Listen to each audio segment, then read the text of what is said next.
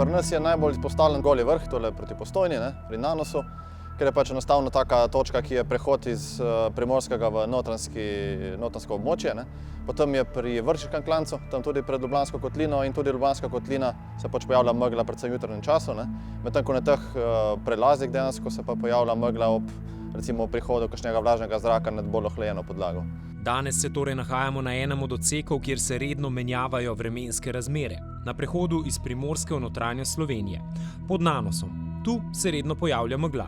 A čeprav Darsove oziroma Arsove izkušnje z veliko natančnostjo določijo verjetnost tega zoprnega pojava, se trenutka, ko se ta dejansko pojavi, ne da dovolj natančno predvideti, megla se namreč na teh odsekih pojavi nenadoma. Zato so se pri Darsu prilagodili s sodobnim elektronskim sistemom zaznavanja megle. Vgradili so ga v pravkar prenovljeni, temu odseku najbližji nadzorni center v Kozini. Let smernikov deluje na podlagi 3 merilnih naprav, 3 cestovremenskih postaj, na katerih so nameščeni senzorji za vidljivost, ki nam nekako ponujajo 4 stopnje alarmov.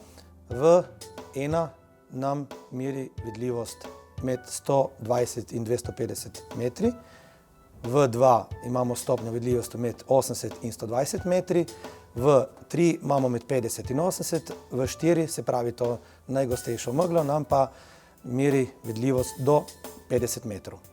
Seveda ni dovolj, da nekaj zaznaš, če ni reakcije. In v tem meglenem konkretnem primeru to pomeni obveščanje voznikov. Dars stremi vse bolj k neki avtomatizaciji obveščanja voznikov.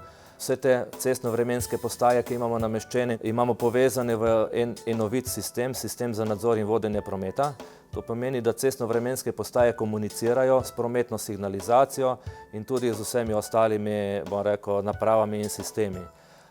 Za primer, ko cestno-vremenska postaja zazna zmanjšano vidljivost, avtomatsko spremeni spremenljivo prometno signalizacijo, to so tisti portali nad avtocesto.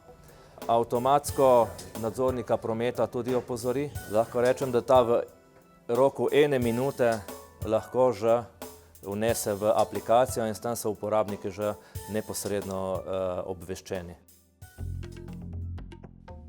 Pri tem velja spomniti na novo težavo, ki so jo zakuhali inženirji avtomobilov. Namreč razvadili so nas z avtomobili s samodejnimi lučmi, a pri tem za dnevno vožnjo določili zgolj prednje dnevne luči, zadke pa imajo moderni avtomobili pogosto neosvetljene. In te moderne avtomatske luči megle večinoma ne zaznajo, zato se novodobni avtomobili redno po megli vozijo popolnoma neosvetljeni od zadaj. Seveda je nujno ročno manualno ukrepanje. To je povsem enostavna operacija, a kot kažejo Darsove merilne naprave očitno za mnoge voznike prezahtevna.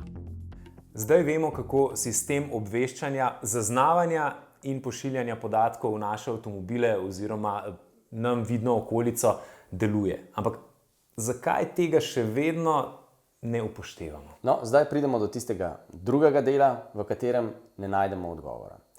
V zadnjih tudi zelo tragičnih primerov in nesreč na avtocesti, ko je bila megla, so tudi na Darsu opazili, da so vozniki, ki so vozili pri zelo zmanjšani vidljivosti, pri močni megli, vozili bistveno prehitro. Celo s hitrostmi, ki so na avtocesti že presežene, več kot 130 km/h. In tukaj pa nastopi tisto vprašanje, ker ko govorimo o slabih vremenskih razmerah, lahko sicer recimo rečemo, da se človek v udobni potniški kabini, kjer je toplo, kjer ne občuti zunanjih sprememb tako močno, da spregleda recimo, da je temperatura padla pod recimo 3 stopinje ali že pod 0, da rahlo recimo prši in da je zaradi tega poledica zelo verjetna. To mogoče lahko še rečemo, da lahko pripišemo nepozornosti ali pa premajhni zbranosti. Da pa kdo ne bi opazil, da pred njim praktično ni več vidnega polja in še vedno vozi hitro, no, odgovor na to pa je res težko najti. No, ampak da ponoviva, kaj vse je treba vklopiti oziroma izklopiti, ko pride megla.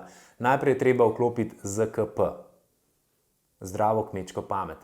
Naslednja stvar, ki jo vklopite, so meglenke, spredaj in zadaj. Ne dolgih luči, ker razpršijo svetlobo in še poslabšajo vidljivost. In ko pride avto za vašo rit po domače rečeno, se meglenka izklopi zato, da se ne moti tistega. Se pravi, samo zadnji v koloni ima prižgane meglenke. Potem pa prilagoditev hitrosti. ZKP je prilagoditev hitrosti. Se pravi, ko ne vidimo, ne peljemo več hitro.